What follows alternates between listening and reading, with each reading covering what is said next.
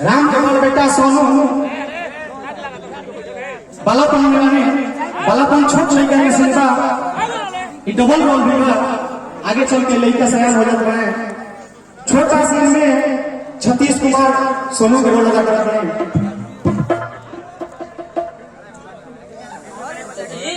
जल्दी खाना दो ना, हमनी को स्कूल ले जाए के बाद। एक और छोटा लड़का बना है, इहो रामू का लड़का बना है, लेकिन छोट बेटा बना। रामू के छोट लड़का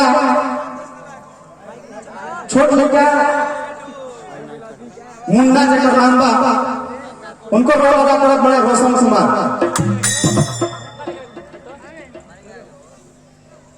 चाची अगर तू सीधी मन से रोटी नहीं देखू तो हम लेके भाग जी, बुझलू कि नहीं? इहे दोनों लड़का राम के बड़का छोटा लड़का बन रहा। देखिए छोटा सीन में बड़ा लोग, लेकिन इहे दोनों लड़का आगे चल के बड़ा हो जाता है। बड़ बेटा के रोल अदा करत बड़े, यानी सोनू के रोल अदा करत।